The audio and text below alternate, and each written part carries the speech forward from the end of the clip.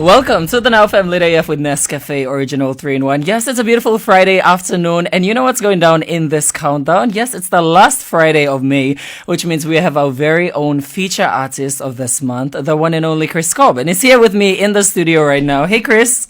Hello, my brother Sam. How are you? Very good, thank you. All right, that's good. All right, so most of you may know him from his songs like Nobody Like You, Plenty Tomorrow, and Mama.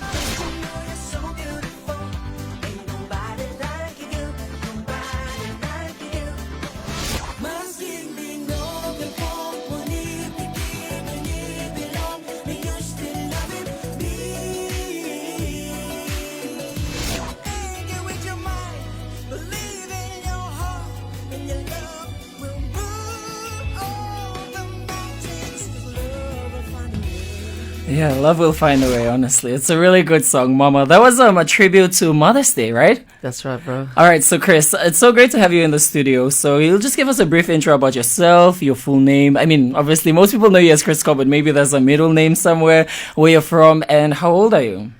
Thanks, brother. Chris Cobb, basically, and 30 years of age. I thought it was like, I'm 30 and I've got Bougainville and Morobe blood in me. I was born in Rabaul. Okay. And then raised up in Bulolo, but I was raised by an Australian father. So wow, so many different places and places all of and that. elements put in together to make this person here. How long have you been making music, and when did the drive of making music start for you? Since I was a young boy, I think around at the age of 12. The age of 12. Yeah, that was when I started singing. But before that, I used to follow my uncles playing. My uncles used to play in a local string band in Bulolo, and I used to be the little roadie that carries the 2-string guitar and walk to them in little competitions, you know. Yeah. Support them in their little gigs and whatnot. Yeah. And then you decided to that's where it all started. Yeah. The idea of trying to make music. And when did you start strumming? So I strummed when I was 7 years old. I started playing the guitar when I was 7, but I never really sang. I was just playing the guitar. Yeah, and I actually started off playing the 2-string guitar. Where do you find your inspiration? So, my inspiration, I mean, I'm thankful that I don't think it'll ever run out, because I draw it from my life story. For myself as well as the people around me and the bigger circle, you know, outside of my community, the world. There's always a good story that I draw from, and then I channel it through music in terms of my content writing, the lyrical content. To do with the genre, the different types, yes, music, the trend is ever evolving. So I make sure to, appreciate music from like a totally different genre, like jazz or pop or UK pop or reggae. So I listen to all sorts of styles of music, and then I draw the inspiration from beautiful stories around the world and also in my circle, and I channel it through. So yeah, That's a really good way of finding inspiration, honestly. And I think that's how the songs come out really well. Yeah. Like it's received well. And there's like so much soul in it. If you hear, I mean, like when we hear your songs, that is. Yeah. And it also reminded me of, I think I saw one of your music videos on TV. The one where you were doing like, the kids had like, they were playing the instruments and all of that. Yeah. Not like real instruments, but also all completely around and stuff. Yeah, bro. Tell us a bit about that one. So for that, it was my first single that came out, Wandario, and initially I recorded a nice, very slow, mellow, heartfelt acoustic version, but then my producer said, let's do a different version to make it a little bit more uplifting and lively. So when we recorded the song and it was upbeat, we were thinking about how we were going to put the video to match it. So automatically I thought of my little Cuzzy bros up at 9 Mile Settlement, and I took my team and we went up there organized the little boys. We gave them a week to practice, Uh-huh. and then after the week, we went in for the shot and The video. it just Yeah, turned out because to it be looked so fun. it looked yeah. like so much fun Yeah. when I watched it too. Yeah. But that's actually good, getting everyone involved around as well. Yes, that's right. Right now, Chris Cobb's recent song that was a hit on our airwaves, which was Plenty Tomorrow. Yeah, we want to know more about that song and what inspired the inspiration behind it. So, Chris, tell us a bit about it. So, in a nutshell, it's just a song from a father to his children, and we're not together. So, they're in Rabaul, and I'm here in Mosby, and I miss them, and I guess that was my cry that I just put down in a song. But also having some light in the song, saying that there's plenty tomorrow. Like, it's not the end of the world. Eventually You guys will still get together and meet. Yeah, that's it. So All right. simple as that. No wonder, because I think most people kind of misinterpreted the song because of how our songs are usually placed, like around just love and the whole boyfriend-girlfriend situation. Yeah. So I think when it came out, everyone loved it and liked it. But the thing was, they were like two different meanings to the song. So yeah, but then it comes again with music, like how people receive it. Yeah. In whatever way they want to. That's right. Yeah. That's great. And does music run in the family? Yeah. So my biological dad from Bougainville, the family over there, they do a lot of choirs, SDA choirs. Oh, okay. And on my mother's side, in Morobe, string band. String String band plus the traditional, kundu. So it's really chants and all of stuff, that yeah. like coming together. It's just like, yeah. Yeah. That's how your music came to be as well too. And apart from doing music, what do you do as like a full-time profession?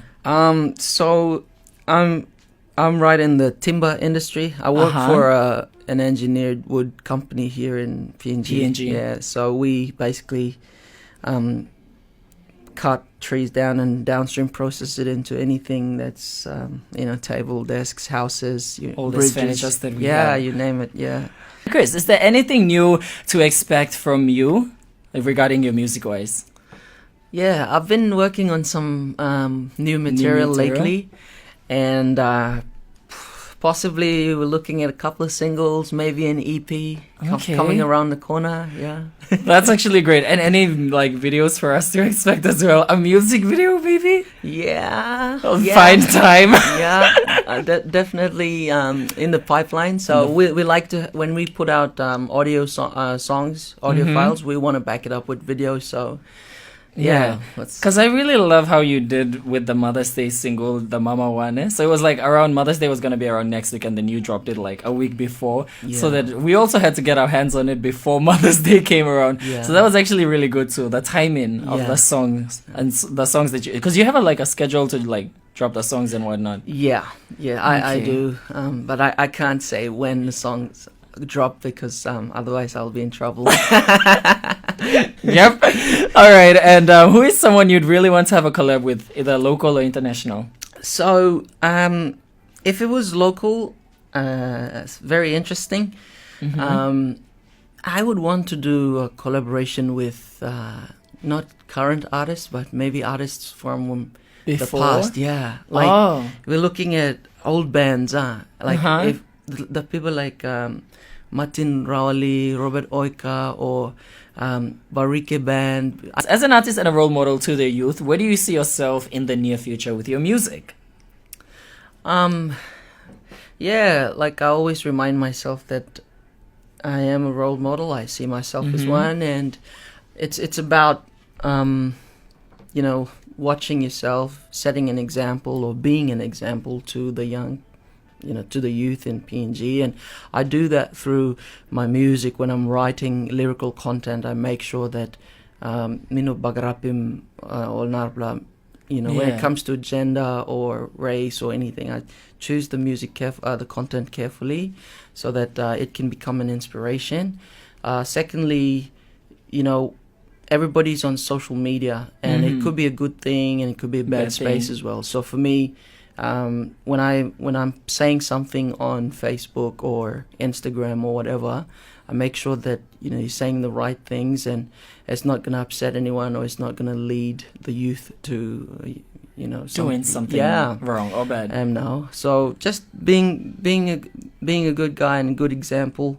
For me, I see that's the way to go. Yeah. And that's what we all really need from like our musicians here in the country. Like if there's other people out there that are like inspiring young people. And what's an advice you'd love to give to our young audience out there?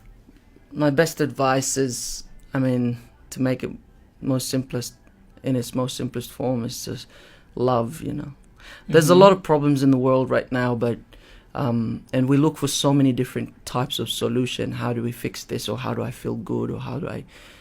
Every time you go back to this one thing called love and you find it and you understand it better, you will see that it's the key to overcoming all those pain, the burdens, the problems of the world. That's true.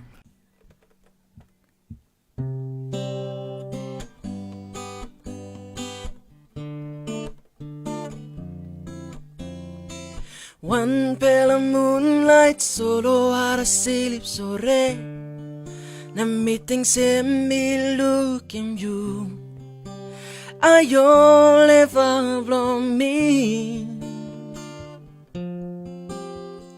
Yare mi lose na mune mi punta to me na missing down na meeting him you again One him time by me look him you again You live what too much, yeah. Don't you know you're so beautiful? Ain't nobody like you, nobody like you. Don't you know you're so beautiful? Ain't nobody like you, nobody like you. Yeah. Don't you know you're so beautiful? Ain't nobody like you, nobody like you, nobody like you.